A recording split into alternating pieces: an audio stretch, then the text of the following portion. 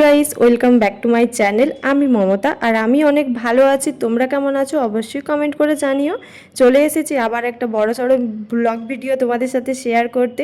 বান্ধবীর বিয়ে থেকে মানে গায়ে হলুদ থেকে বিয়ে পর্যন্ত একটা ভিডিও তোমাদের সাথে পুরোটাই শেয়ার করব বলে অনেকটাই লেটে আমি পোস্ট করছি ভিডিও। মাঝখানে পার্সোনাল কিছু কারণে আমার ভিডিও ভয়েস ওভার দেওয়া হয়নি। আমি বলি এটা আমাদের ছোটবেলাকার বান্ধবী, মানে আমার আর আমার বেস্ট ফ্রেন্ডের ছোটবেলার বান্ধবী। আমরা তিনজন একই স্কুলে পড়াশোনা করেছিলাম, তখন থেকেই আমাদের বন্ধুত্ব। আর আজকে তার বিয়ে, মানে তার জীবন সঙ্গীর সাথে। ও তো অনেকটাই খুশি, প্রায় 8 বছরের ভালোবাসার আজকে পূর্ণতা। গায়ে হলুদের জন্য রেডি হয়ে চলে গিয়েছিলাম ওর বাড়ি প্রায় 10টার সময়, কিন্তু তখনও গিয়ে দেখি ও এখনো বৃদ্ধির লুকেই আছে।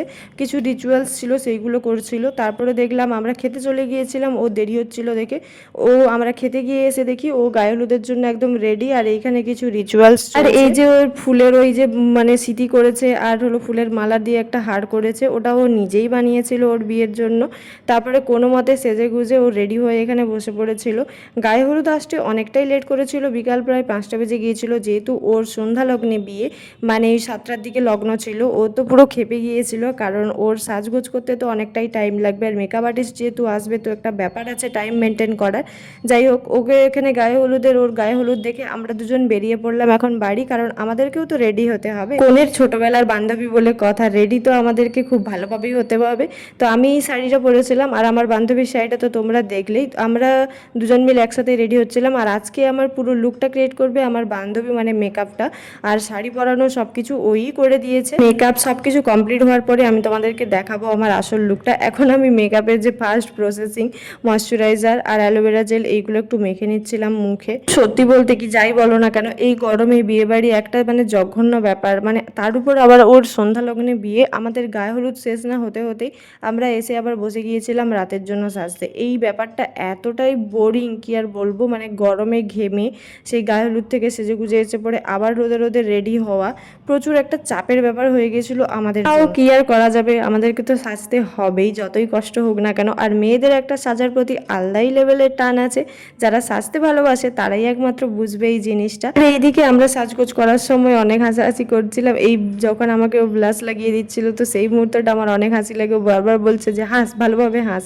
তো এই জিনিসটা খুবই হাস্যকর, এরকমভাবে দাঁতটাকে মানে বের করে হাসতে হয়। যাই হোক, তারপরে এই যে দেখো এখন রেডি হয়ে গিফট নিয়ে চলে যাচ্ছি সোজা ওর কাছে। ও তো রীতিমতো আমাদেরকে ফোন করেই যাচ্ছে, তোরা কখন আসবি, বর চলে এসেছে। আর প্রথমেই এসে পরে ওকে ওর গিফটটা ধরিয়ে দিলাম। ও তো প্রচুর খুশি আমাদেরকে দেখতে পেয়ে। আর ওর লুকটা কেমন লাগছে অবশ্যই তোমরা কমেন্ট করে জানিও। তারপরে চলে গিয়েছিলাম, বর যেহেতু চলেই এসেছে আগে থেকে, তো বরকে আমরা দেখতে, যেহেতু চেনা জানা বর, এর আগে আমরা অনেকবারই দেখেছি বরকে। ওর বর আমাদেরকে দুজনকে দেখে দুটো গোলাপ ধরিয়ে দিল। এদিকে এসে আমি ওকে শোনাচ্ছিলাম, দেখ তোর বর আমাদেরকে দুটো গোলাপ দিয়েছে। যাই হোক, ওর হাসিটা দেখো কতই না মিষ্টি লাগছে ওকে আজকে। ওর মানে পূর্ণতার খুশি একটা সত্যি আলাদা রকম।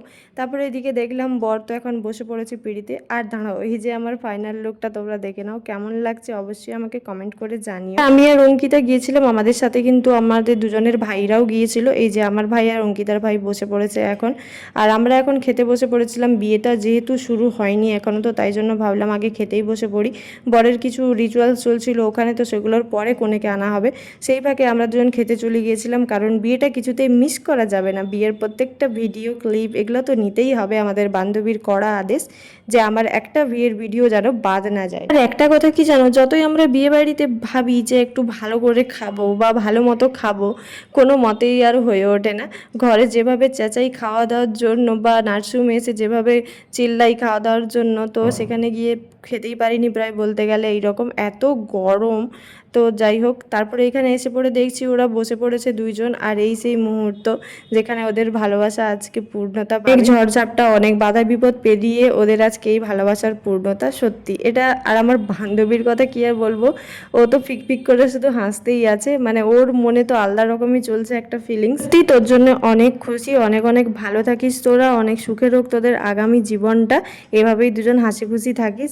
আর এখন বিয়ে তো কমপ্লিট, তো চলো এখন আমাদের বাড়ি যাওয়ার পালা।